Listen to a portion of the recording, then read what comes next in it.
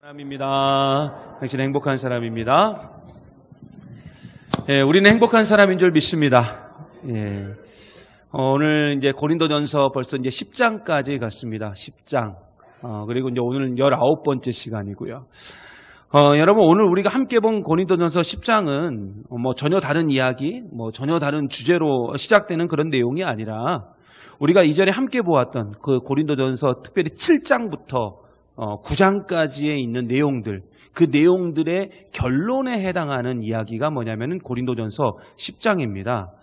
그래서 오늘 말씀 그 1절을 보면은 헬라어 원어로 빠진 하나의 단어가 있어요. 사실은 그 단어가 들어가야 되는데 지금 그 단어가 빠져 있거든요. 그게 뭐냐면은 가르라는 단어입니다. 가르. 근데 이 가르라는 단어는 무슨 뜻이냐면은 왜냐하면이란 뜻을 갖고 있어요. 그러니까 원래 오늘 말씀은 왜냐하면 하면서 형제들아 이렇게 들어가야 돼요. 그래야 오늘 말씀이 원래 맞는데 이 한글 성경으로 번역되는 그런 과정 속에서 지금 이 가르라는 단어가 지금 빠져 있기 때문에 우리는 이 고린도전서 10장의 내용이 이전에 어떤 7장, 8장, 9장의 내용과 전혀 다른 이야기, 어떤 전혀 다른 주제를 말하고 있는 것처럼 우리가 볼 수 있다는 거죠. 그러나 하지만 조금 전에도 말씀드렸듯이 오늘 말씀은 이 7장에서 9장까지에 있는 내용과 연결된 하나의 내용을 지금 이야기를 하고 있습니다. 그렇다면 오늘 우리가 함께 본 이 고린도전서 10장에서 말하고 있는 결론적인 내용은 뭐냐 이거죠. 여러분, 오늘 우리는 고린도전서 7장에서부터 지금까지 여러 가지 주제들에 대해서 함께 다루었습니다. 예를 들어서 결혼의 문제, 독신의 문제, 우상 제물에 관한 문제, 그리고 지난번에는 권리까지 다양한 주제들을 가지고 우리가 신앙생활을 어떻게 해야 될지, 그리고 어떻게 살아가는 것이 하나님 앞에서 가장 기쁘고 아름다운 모습이고 하나님의 나라를 만들어갈 수 있는지 우리가 함께 배웠는데, 오늘 우리가 함께 본 이 10장에 보면은 사도 바울은 이 모든 이야기의 결론을 딱 맺으면서 갑자기 뭘 이야기하고 있냐면 세례를 말하고 있습니다. 뭘 말했다고요? 세례를 말했어요. 여러분, 오늘 말씀 1절과 2절 한번 볼까요? 오늘 말씀 1절과 2절을 우리 같이 한번 보겠습니다. 시작. 형제들아, 나는 너희가 알지 못하기를 원하지 아니하노니 우리 조상들이 다 구름 아래에 있고 바다 가운데로 지나며 모세에게 속하여 다 구름과 바다에서 뭘 받았다고요? 세례를 받았어요. 근데 갑자기 지금 사도 바울은 이 세례 이야기를 꺼내고 있는 거죠. 왜 세례를 말하고 있을까? 여러분, 사도 바울은 이스라엘 민족이 400년 동안 애굽에서 노예 생활을 마치고 이 하나님의 은혜로 애굽을 탈출해서 홍해를 건넌 사건에 대해서 지금 오늘 1절과 2절에서 쭉 얘기를 하고 있습니다. 3절부터도 계속 얘기를 하고 있긴 하는데요. 그런데 사도 바울은 이 이스라엘 민족이 홍해를 건넌 사건을 그냥 단순하게 하나님이 바다를 가르시고 또 그 바다를 마르게 하셔서 이스라엘 민족이 거기를 건너게 하셨다. 그리고 애굽 군대에 쫓기는 그 이스라엘 민족을 구원하셨다. 이렇게 설명하고 있는 것이 아니라 이 사건을 통해서 이스라엘 민족 전부가 뭘 받았다는 거예요? 세례를 받았다, 이렇게 증거를 하고 있습니다. 더 쉽게 말하면 사도 바울은 이스라엘 민족이 홍해를 건넌 사건에 대한 지금 해석을 하고 있는 거예요. 여러분, 사실 성경을 해석하는 방법들이 여러 가지가 있거든요. 여러 가지 해석하는 방법들이 있는데 그중에 가장 좋은 방법 중에 하나가 뭐냐면 바로 성경은 성경으로 해석하는 것입니다. 이게 가장 좋은 방법이에요. 이것이 가장 좋은 방법이고 어떻게 보면 가장 확실한 방법이죠. 특별히 구약에 있었던 사건들에 대해서 우리가 사실 그 구약에 있는 그 사건들 그 자체만 보면은 왜 이런 일들이 일어났고 또 하나님은 왜 이런 일들을 행하셨나 이렇게 생각할 수 있는데 이 신약 성경을 보면은 이 일들에 대한 어떤 구체적인 해석들이 등장을 하게 됩니다. 그리고 가장 대표적인 해석 중에 하나가 뭐냐면은 홍해 사건인데 홍해 사건은 결국 그리스도 안에서 세례를 받은 것으로 지금 해석을 하고 있어요. 그런데 여러분, 오늘 말씀 한번 자세히 한번 보세요. 오늘 말씀을 자세히 보면은 사도 바울은 그리스도 안에서 세례를 받았다 이렇게 말하지 않고 누구에게 속하여 세례를 받았다고 이야기하고 있습니까? 그렇죠? 모세에게 속하여 세례를 받았다 이렇게 말하고 있어요. 물론 모세가 하나님의 부르심을 받아서 이스라엘 민족의 지도자로서 그들을 이끌고 홍해를 건넜기 때문에 모세에게 속하여 세례 받았다 이렇게 말할 수도 있긴 하지만 여러분, 사실 모세는 어떤 사람이냐면 우리와 똑같은 사람이에요. 그냥 우리와 똑같은 인간이라고요. 한낱 인간에 불과해요. 그런 사람은 절대 구원자가 될 수 없거든요. 그런데 이런 사실을 누구보다도 더 잘 알고 있었던 사도 바울이 굳이 여기에다가 그리스도 안에서 세례를 받았다, 그리스도에게 속하여 세례받았다 이렇게 말하지 않고 모세에게 속하여 세례받았다 이렇게 증거하고 있다고요. 여러분, 우리는 모세라고 하면 가장 먼저 떠오르는 이미지가 있어요. 그게 뭐냐면 이렇게 돌판, 그죠? 돌판 이렇게 딱 들고 시내산에서 내려왔던 그 사건이 딱 생각납니다. 그리고 모세하면 또 떠오르는 이미지가 있어요. 모세 오경, 그죠? 창세기, 출애굽기, 레위기, 민수기, 신명기.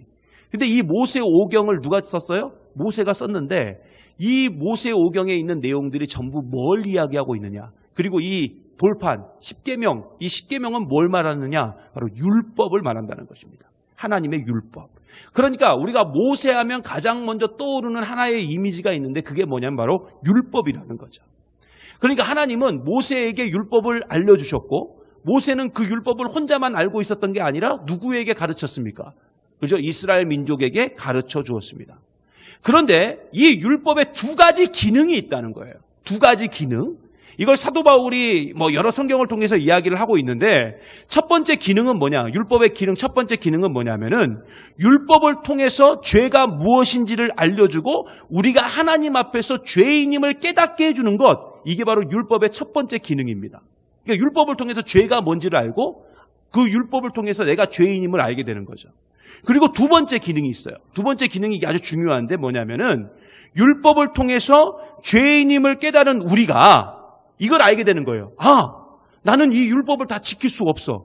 율법을 지켜야 구원받을 수 있는데? 그럼 난 지킬 수 없는데? 그럼 나는 뭘 못 받는 거예요? 구원을 받지 못하게 되는 거예요. 그러면 나는 구원을 받지 못하는데 어떻게 하면 좋지? 하는 순간 누가 보이는 거냐? 바로 십자가가 보이고 예수 그리스도가 보인다는 것입니다. 그래서 율법의 두 번째 기능이 있는데 그게 뭐냐면 결국 뭐냐면은 예수 그리스도로 우리를 인도하는, 그 인도하는 기능이 율법 안에 있다는 것입니다. 결국 율법을 상징하는 모세는 율법을 준 사람인 동시에 우리를 십자가로 예수 그리스도로 인도하는 역할을 모세가 하고 있다는 거죠. 그래서 모세 안에는 율법이라는 그림자도 그 안에 담겨져 있지만 바로 예수 그리스도, 우리의 구원자이신 예수 그리스도라는 그림자도 결국 모세 안에 다 감춰져 있다는 것입니다. 그래서 오늘 말씀에 예수님에게 속하여라고 하지 않고 그냥 모세에게 속하여라고 증거하고 있는 거예요. 즉 우리는 율법으로는 절대로 구원받을 수 없는 철저한 죄인인데 그 순간 예수님을 바라봄으로 구원을 받을 수 있다는 것입니다. 물론 이스라엘 백성들은 홍해를 건넌 사건이 자기들이 그 홍해를 건너고 있을 때는 이 홍해를 건넌 사건 자체가 자기들에게 주는 의미를 잘 몰랐어요. 그냥 하나님이 우리를 구원하시려고 그냥 홍해를 건너게 하시나 보다. 이 큰 바다를 가르시고 마르게 하셔서 우리를 안전하게 건너게 하시나 보다. 이 정도만 생각했어요. 하지만 오늘 말씀해 보니까 이 홍해를 건넌 이 사건은 이스라엘 민족이 세례를 받은 아주 역사적인 사건이었다는 것입니다. 그렇다면 왜 홍해를 건넌 것이 세례를 받는 것이 되었을까요? 그렇잖아요. 왜 홍해 건너는 것이 세례받는 게 됐냐고요. 물론 여러분 홍해라는 게 뭡니까? 홍해라는 게 원래 뭘로 이루어져 있어요? 이제 물로 이루어져 있죠. 물은 씻음의 의미를 갖고 있잖아요. 그러니까 이 홍해를 건넜다는 것은 결국 죄 씻음을 받았다. 이런 의미가 있어요. 그래서 우리가 세례를 홍해와 연결시킬 수 있지만 이건 그냥 단편적인 의미이고요. 이 안에는 더 큰 의미가 숨겨져 있다는 거죠. 더 큰 의미가. 이게 뭐냐면은 자, 제가 한번 설명을 해볼게요. 제가 있는 쪽은 애굽이에요. 애굽이고 여러분이 있는 쪽은 가나안입니다. 하나님께서 이스라엘 민족에게 그렇게 그냥 생각하시라고요. 그렇게 깊이 고민하세요. 아닌데 왜 자꾸 여기를 가나안이라고 그러고 왜 저기는 애굽이지? 그렇게 깊이 고민하지 마. 지금 눈빛이 다 그런 고민을 하고 있어요. 쓸데없는 고민을. 그냥 예를 든 거예요. 저 있는 쪽은 뭐라고요? 애굽이고 여러분이 있는 쪽은 가나안이에요. 근데 그 중간에 지금 뭐가 있는 거예요? 홍해가 있는 거죠. 홍해가 있어요. 그럼 잘 보세요. 애굽 쪽에서 보면은 이스라엘 민족이 지금 어디로 들어가는 겁니까? 바다로 들어가는 거예요. 바다로 들어간다는 것은 결국 뭘 의미하느냐? 죽음을 의미합니다. 죽음을 의미해요. 여기서 바다로 들어가는 건 죽는 걸 의미하는 거죠. 여러분 사실 애굽은 이스라엘 민족에게는 옛사람의 상징이었어요. 우리로 따지면은 바로 예수님을 믿기 이전의 상태, 죄인의 상태가 뭐냐면은 바로 애굽입니다. 그런데 그런 이스라엘 민족이 애굽을 떠나서 지금 어디로 들어가고 있는 거예요? 홍해 속으로 들어가고 있는 거예요. 홍해 속으로. 이것은 바로 애굽, 즉 옛사람의 죽음을 의미한다고요. 그러니까 애굽 쪽에서 바라보면 지금 이스라엘 민족은 죽은 거예요. 그런데 반대로 여러분 지금 어느 쪽에 있다 그랬어요? 가나안에 있는데, 자, 가나안 쪽에서 이 홍해를 바라보게 되면 이스라엘 민족은 지금 어디서 빠져나오고 있는 거예요? 그죠? 바다에서, 홍해에서 빠져나오고 있는 거예요. 이건 결국 뭡니까? 살아나는 거예요. 부활을 의미한다고요. 그러니까 홍해를 중심으로 해서 죽음과 부활이 동시에 일어나게 된 것입니다. 그리고 우리가 이것을 뭐라고 말해요? 세례라고 말합니다. 옛사람은 죽고 예수님 안에서 새 생명을 얻어 새 사람으로 태어나는 것, 이것을 우리가 세례라고 말하죠. 그래서 세례를 설명할 때 이렇게 말하죠. 그리스도와 함께 죽고 그리스도와 함께 살아난 것을 세례라고 말합니다. 그리고 이 모든 것은 결국 하나님께서 약속하신 땅, 즉 하나님 나라를 향한 첫걸음이에요. 이스라엘 민족을 기준으로 하면 가나안을 향한 첫걸음이 바로 홍해였고, 그 홍해는 결국 이스라엘 민족이 세례를 받았던 장소이라는 것입니다. 그런데 문제는 뭐냐? 지금 사도 바울이 쓰고 있는 이 고린도전서를 받는 이 고린도 교회 교인들을 비롯해서 지금 이 시대를 살아가고 있는 한국 교회 대부분의 교인들이 이 홍해를 건넜기는 다 건넜어요. 옛사람은 죽고 그리스도와 함께 전부 다 새 생명을 얻었어요.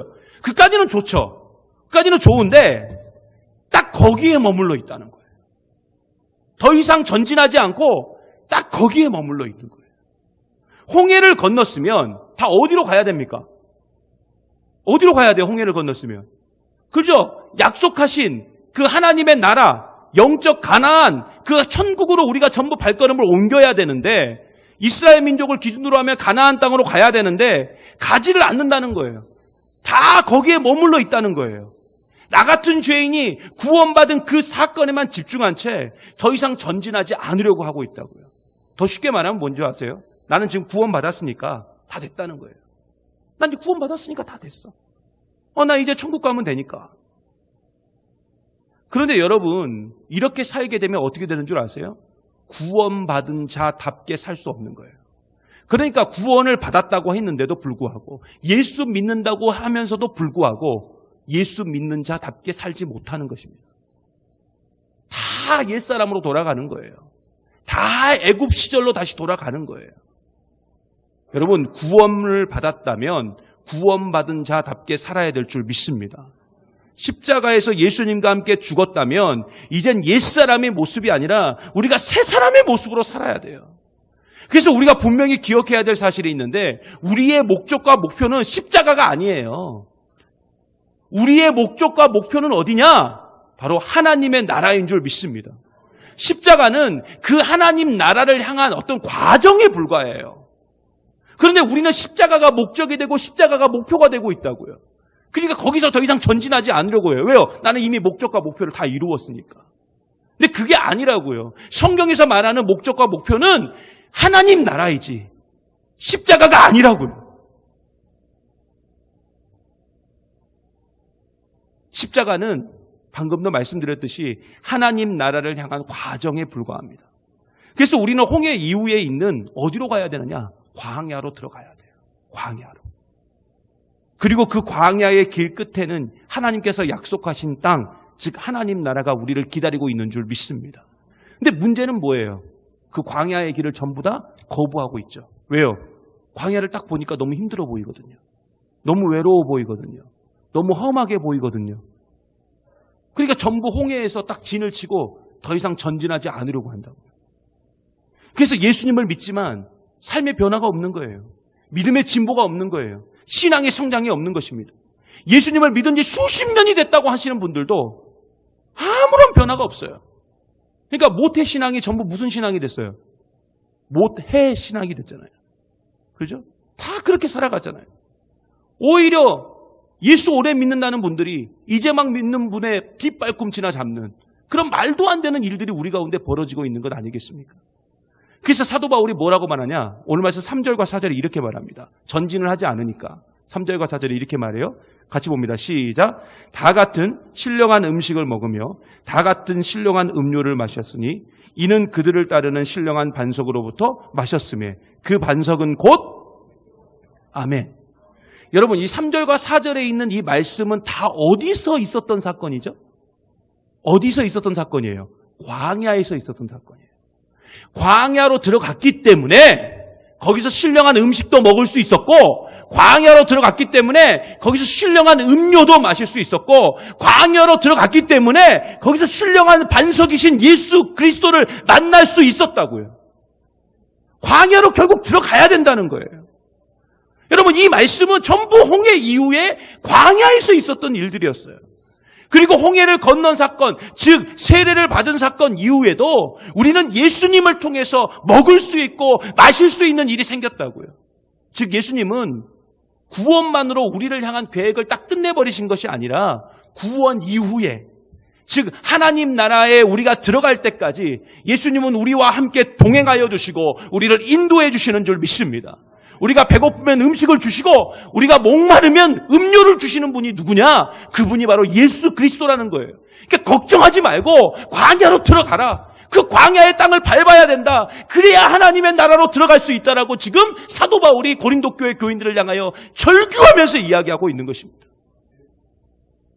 그렇다면 하나님은, 여러분 생각해 보세요. 홍해를 지나가지고, 그죠? 딱 우리가 구원받았어요. 세례 받았어요. 그 다음에 그냥 바로 우리를, 세례 받았어? 그러면 바로, 자, 이제 천국 가자. 그리고 천국으로 딱 보내버리면 되는데. 그죠? 그럼 얼마나 좋겠습니까? 세례 받으면 그냥 바로 천국 가는 거예요. 그러면 세례 받은 날은 분명히 장례식을 치러야 되는. 네. 세례 받으면 바로 천국 가버리고. 그럼 얼마나 좋아요? 근데 왜 굳이 우리에게 이 광야의 인생길, 이 세상에서의 인생길을 왜 우리에게 허락하셨냐 이거죠. 근데 여러분, 이거에 대한 질문이 뭐냐면, 이 질문에 대한 답이 뭐냐면 이게 바로 10장의 전체적인 주제입니다. 여러분, 오늘 말씀 5절에서부터 10절까지를 보면은요, 이스라엘 민족이 출애굽 이후에 홍해를 건너고 광야의 여정을 보내면서 특별히 4가지의 죄를 저질렀다고 증거를 하고 있어요. 첫 번째는 뭐냐면 우상숭배고요. 두 번째는 음행이고요. 세 번째는 주를 시험한 것이고요. 마지막 4번째는 하나님을 원망한 죄를 저질렀습니다. 그리고 그 죄로 인하여, 여기가 중요해요. 그 죄로 인하여 이스라엘 민족은 광야에서 뭘 받았느냐? 멸망을 받게 됐어요. 멸망. 그래서 여러분 오늘 말씀 5절에 보면 이렇게 증거합니다. 우리 5절 말씀 같이 한번 봅니다. 시작. 그러나 그들의 다수를 하나님이 기뻐하지 아니하셨으므로 그들이 광야에서 멸망을 받았느니라. 아멘. 뭘 받았다고요? 멸망받았대요. 여러분 오늘 말씀에 보면 이스라엘 민족은 광야에서 하나님이 기뻐하지 않은 행동들을 했어요. 그래서 4가지의 죄를 저질렀다고 이야기를 드렸죠. 그 기뻐하지 않는 행동들을 했더니 그 행동으로 인해 가지고 결국 그들이 하나님께 멸망을 받게 되었습니다. 그래서 5절부터 10절까지를 가만히 보면은 멸망이라는 단어가 굉장히 많이 나오는데 멸망으로 시작해가지고 멸망으로 끝내고 있어요. 그런데 여러분, 이 멸망이라는 단어는 하나님의 구원을 받은 백성이라도 하나님의 말을 듣지 않으면 그 받은 구원을 취소시키고 완전히 멸망시켜버린다, 이런 뜻이 아니라는 거예요. 이렇게 생각하고 오늘 말씀을 보면 말씀 전체가 오해가 되는 거예요. 다 오해된 상태에서 오늘 말씀을 보게 되고 엉뚱한 해석을 하게 되는 겁니다. 여러분 오늘 말씀에 나오는 멸망은 그런 의미가 아니에요. 오늘 말씀에 나오는 멸망은 뭐냐? 우리 속에 들어있는 모든 악한 것들을 다 뽑아내는 거예요. 솎아내는 거예요. 그게 오늘 말씀에 나오는 멸망이라는 단어입니다. 그러면 왜 하나님은, 왜 예수님은 그 멸망의 과정을 거쳐가면서 왜 우리 속에 있는 악한 것들을 다 솎아냈을까?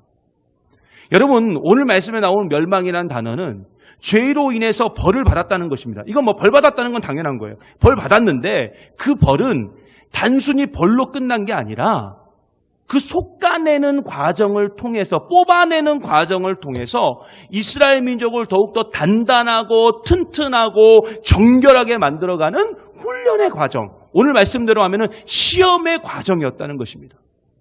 그러므로 광야는 시험의 장소이지만 그 시험은 단순한 시험이 아니에요. 우리를 힘들게 하고 우리를 괴롭히게 하려고 하는 시험이 아니라고요. 우리는 하나님께서 우리에게 시험을 주시면 하나님 또 나를 이렇게 괴롭히시네. 하나님 나를 또 이렇게 힘들게 하시네. 이렇게 생각하시면 안 된다고요. 우리에게 왜 갑자기 질병이 찾아오고 왜 우리에게 갑자기 어려움이 찾아오고 왜 우리에게 고통이 찾아오고 왜 우리 가운데 눈물이 찾아오느냐? 그것은 바로 하나님이 우리를 더욱더 단단하게, 정결하게, 튼튼하게, 거룩하게 만드시기 위한 하나의 시험의 과정이라는 것입니다.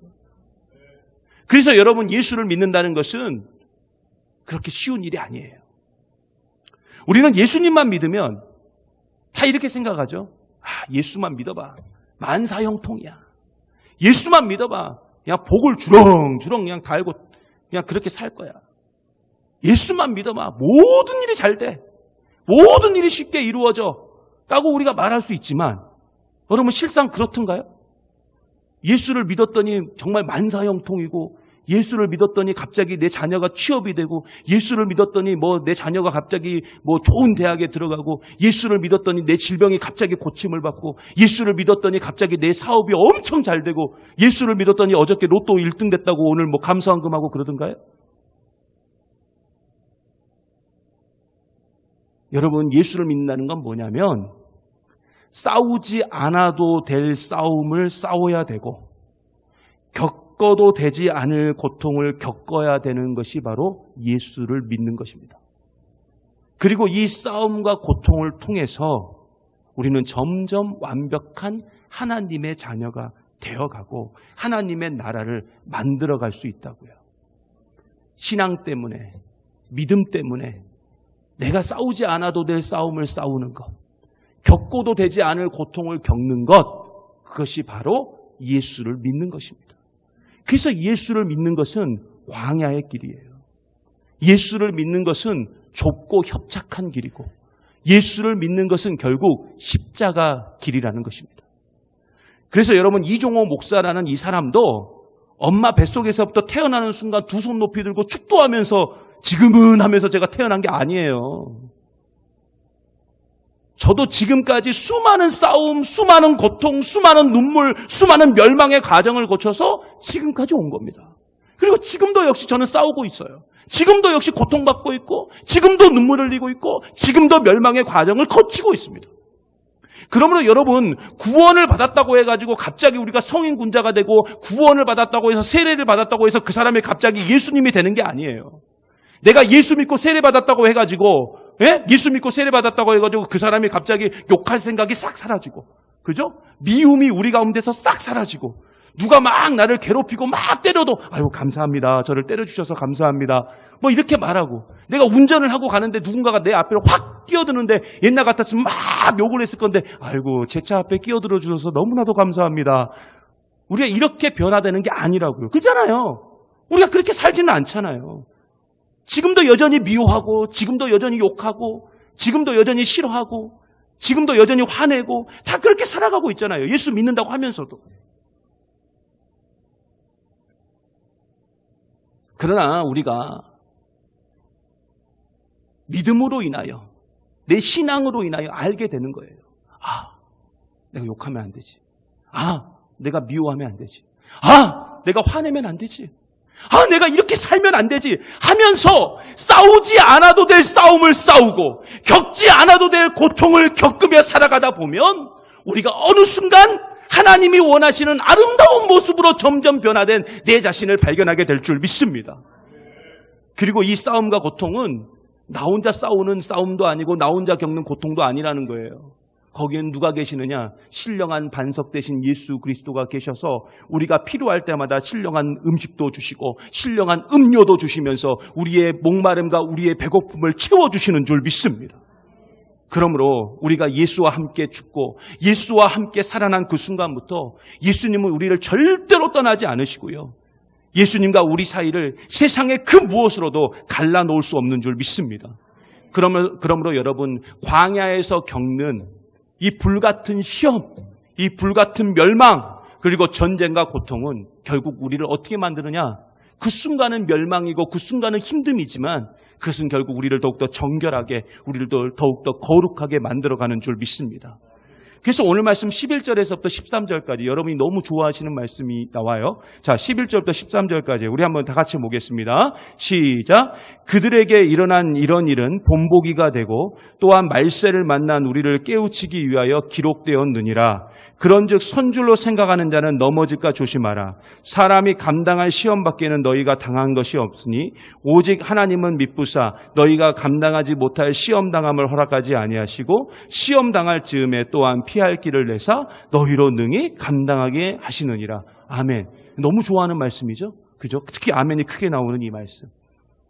근데 여러분, 이 말씀은 우리 잘 봐야 돼요. 이 말씀을 오해하면 안 돼요. 이 말씀에 숨겨진 뜻이 있어요. 자, 이 말은 우리에게 하나님께서 무조건 시험을 피할 수 있는 어떤 길을 하나님께서 우리에게 주신다는 그런 말이 아니에요. 자, 그렇게 따지면은 우리는 시험이 없어야 되잖아요. 시험이 올 것 같으면 하나님이 피할 길을 싹 주셔서 시험이 없어야 되고. 그렇죠? 시험이 올 것 같으면 주님 또 피할 길을 주시옵소서 하면서 쫙 하면서 또 피할 길이 생겨가지고 시험이 없어지고. 그러면 우리가 방금 제가 말씀드렸던 그 모든 것들은 다 취소가 되는 거예요. 그럼 나는 정결하게 될 수도 없고 단단하게 될 수도 없고 튼튼하게 될 수도 없는 거예요. 왜요? 하나님이 나를 시험만 있으면 싹 피해가지고 다른 길로 주시고 싹 피해가지고 다른 길로 주시고 그러면 제가 언제 단단해지고 우리가 언제 튼튼해지고 언제 정결해지고 언제 거룩하게 되겠냐고요. 여러분, 오늘 이 말씀은 우리에게 무조건 시험을 피할 수 있는 어떤 길을 하나님께서 주신다는 내용이 아니라 무슨 말이냐면 불같은 시험이 있다 할지라도 그 시험을 통해서 우리가 더욱 단단해지고 정결해지고 순결해지고 거룩하게 될 수 있다는 것을 이야기하고 있는 것입니다. 그러므로 결국 이 시험은 있다는 거예요? 없다는 거예요? 계속 있다는 거예요. 계속. 여러분의 표정이 그렇게 좋지가 않네요. 좋지가 않아요. 근데 이유가 있다니까요. 그 이유가 뭐예요? 우리를 더욱더 정결하고 거룩하고 튼튼하고 단단하게 만드시려고. 욥의 고백처럼 순금과 같이, 옛날 성경으로 하면은 정금과 같이 우리를 만드시려고 우리에게 그 과정을 주시는 거예요. 근데 문제는 많은 그리스도인들이 이 시험의 과정을 통과하기보다 다들 어떻게 하려고 합니까? 피하려고만 해요. 주님, 피할 수 있게 해주십시오. 여러분, 성장과 성숙은 반드시요 과정을 거쳐야 성장할 수 있어요. 근데 우리는 중간 단계를 거치지 않고 그냥 바로 가려고 해요. 바로. 근데 이런 바로 가려고 하는 사람, 이런 사람들 두 글자로 뭐라고 하는 줄 아세요? 얌체, 얌체. 근데 우리가 다 그 얌체 짓을 한다고요, 지금. 근데 여러분, 얌체처럼 살면 절대로 성숙할 수도 없고 성장할 수도 없습니다. 지금 많은 교회들이 그리고 교인들이 늘 외치는 게 있어요. 부흥. 그렇죠? 성장, 사랑. 근데 다 뭘로만 하고 있어요? 말로만. 행함은 없어요. 왜 우리 교회를 비롯해서 많은 한국 교회들이 약해지고 있는가? 이유는 단순합니다. 시험의 과정을 거부하고 피하니까요. 쉽게 가려고 하니까요. 얌체처럼 살려고 하니까요. 그러니까 쉽게 교회의 권위가 무너지고 성도의 권위가 다 무너져 버린 거예요. 그래서 사람들이 교회를 향해서, 교인들을 향해서 하는 말이 뭡니까? 저 말쟁이들, 저 말꾼들, 말만 하는 인간들. 그렇게 돼버린 것입니다. 여러분, 그리스도인은 반드시 가야 될 길이 있어요. 그 길은 무슨 길이냐? 생명의 길입니다. 아, 좋아요. 생명의 길 너무 좋죠. 죽음의 길보다는 생명의 길이 좋으니까요. 근데 그 생명의 길, 예수님께서 뭐라고 말씀하셨죠? 좁고 협착하여 찾는 이가 매우 적을 것이다. 여러분, 생명의 길은 좁고 협착하며 광야와 같이 힘들고 고된 길입니다. 그래서 예수를 믿는다는 것은 뭐냐? 십자가로 시작해서 십자가의 길을 걸어가는 게 바로 예수 믿는 거예요. 그러나 그 십자가로 인하여 우리가 영원한 구원을 보증받았듯이 여러분, 십자가의 길을 가는 자에게는 반드시 하나님의 나라가 보증되어지는 줄 믿습니다. 그래서 우리는 생명의 길을, 생명의 그 길이 좁고 협착하며 힘들고 어려운 길이라 할지라도 그 길 끝에는 하나님 나라가 있고 그 길 끝에는 우리 주님이 계시며 그 길 끝에는 생명이 있음을 믿고 우리가 그 길을 끝까지 걸어가야 될 줄 믿습니다. 물론 끝까지 그 길을 가지 않으려고 하시는 분들이 있어요. 그리고 그게 우리의 일반적인 모습이죠. 왜요? 힘드니까요. 어려우니까요. 그러나 하나님은요, 우리가요, 아무리 고집을 부리고요, 신앙생활을 대충 해도 놀라운 건 뭔 줄 아세요? 하나님은 우리를 질질 끌고 가시는 거예요. 어디로? 생명의 길로. 그래서 교회들이 타락하고 성도들이 엉망으로 살아도 하나님은 지금까지 교회를 포기한 적이 없어요. 여러분 2000년의 교회의 역사 중에 얼마나 교회가 타락한 적이 많은 줄 아십니까? 지금도 교회가 타락했다고 말하잖아요.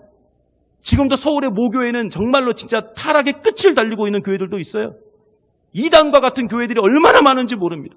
그럼에도 불구하고 왜 하나님이 그 교회를 와르르 무너뜨리지 않으실까요? 여러분, 하나님은 교회가 타락하고 성도들이 엉망으로 살아도 절대로 교회를 포기하지 않으십니다. 그리고 끝까지 질질 끌고 가시는 거예요. 그 생명의 길로, 십자가의 길로. 그러므로 여러분, 오늘 말씀에 감당하지 못할 시험당함을 허락하지 않는다는 것은 우리에게 시험거리를 딱 제거해 주신다는 말씀이 아니라 우리가 고집을 피우고 십자가의 길을 가지 않겠다고 지랄 발광을 떨어도 그 광야의 길을 끝까지 거부해도 그래도 끌고 가시겠다는 그 시험의 길로, 그 광야의 길로 끌고 가서 우리를 더욱더 정결하게 만들고 거룩하게 만들고 단단하게 만들고 튼튼하게 만드시려는 그 하나님의 의지와 그 하나님의 사랑의 표현이 바로 오늘 말씀에 나와 있는 것입니다. 물론 우리는 이러한 하나님의 의지와 사랑 앞에서 이럴 수 있어요. 하나님, 이제 나 포기하세요. 하나님, 저는 안 돼요. 아니, 나 같은 죄인이, 나 같은 사람이, 여러분, 그런 경우 많잖아요. 나 같은 사람이 뭔 구원을 받겠다고, 하나님의 자녀라고. 이제 포기하세요. 우리 교회도 이제 포기하세요. 우리 가정도 이제 포기하세요. 여러분, 우리가 그렇게 생각할 수 있지만 아니에요. 하나님은 우리를 끝까지 끌고 가신다. 끝까지. 그래서 우리가 아무리 하나님을 떠나 죄악 가운데 있다 할지라도 하나님은 우리를 다시 끌고 와서 우리가 있어야 될 그 자리에 우리를 세워두시는 줄 믿습니다. 그리고 우리를 예수님의 거룩한 신부로 만드시는 거예요. 여러분, 고린도 교회는 어떤 교회였습니까? 말 그대로 고린도 교회, 음행한 교회였습니다. 그러나 사도 바울은 고린도 교회가 아무리 지금 불같은 시험을 받고 있다 할지라도 그 불같은 시험을 너희가 통과하면 아름답고 건강하며 단단하고 정결한 교회, 주님의 거룩한 신부가 될 수 있다라고 말하고 있는 것입니다. 그래서 지금의 불같은 시험의 단계들이 여러분 가운데 혹시 있다면 여러분 그거 피하려고 하지 마시고 그 시험 가운데서도, 그 고통 가운데서도, 그 광야 가운데서도 우리를 도우시고 우리를 인도하시고 우리와 함께 하시는 예수님만 바라보며 능히 감당하고 버티시는 저와 여러분 되시기를 간절히 소망합니다. 바로 그때 우리가 음행한 교회, 음행한 성도에서 벗어나 이제는 거룩한 예수님의 신부가 될 수 있는 줄 믿습니다. 여러분, 우리 교회 역시 지금까지 정말 불과 같은 시험을 많이 받았습니다. 우리 교회 역사 올해까지 68년의 역사, 얼마나 많은 불과 같은 시험이 있었겠습니까? 우리 은퇴하신 권사님들은 잘 아실 거예요. 특별히 우리 교회는 20년 전에 교회가 아픔 가운데 분립된 경험도 있었습니다. 이보다 더 큰 불같은 시험이 어디 있었겠습니까? 지금도 사실 그 분립의 현장 속에 우리가 살아가고 있습니다. 또한 이제는 우리 안에 보이지 않는 갈등도 있어요. 보이지 않는 아픔도 있습니다. 분열도 있고 싸움도 있습니다. 그러나 지금 이 자리까지 왜 우리가 올 수 있었느냐? 그냥 우연히 온 것 같습니까? 아닙니다. 예수님이 우리를 거룩하게 만드시려고 질질 끌어서 지금 이 자리까지 우리를 세워주신 줄 믿습니다. 지금도 예수님은 우리 교회와 함께하고 계시고 여러분과 함께하고 계시고 지금 우리를 예수님의 거룩한 신부로 만들어가고 계시는 줄 믿습니다. 그러므로 지금 우리가 어떤 시험의 단계 가운데 있다 할지라도 그것이 여러분의 개인적인 시험이든 교회적인 시험이든 이 나라와 민족에 관한 시험이든 직장에 관한 사업체에 관한 건강에 관한 다양한 자녀에 관한 여러 가지 시험이 있다 할지라도 여러분 그 시험 가운데 포기하지 마시고 끝까지 믿음으로 사십시오. 사랑으로 사십시오. 섬김으로 사십시오. 그리고 수요일날 오영 교수님이 이야기했던 환대의 마음으로 사시기를 바랍니다. 바로 그때 우리는 하나님 앞에 더욱더 거룩하고 순전하며 정결한 한 사람이 되어서 여러분의 삶과 가정과 직장과 사업체와 우리 교회와 이 나라와 민족과 온 열방이 저와 여러분을 통해서 하나님의 나라가 될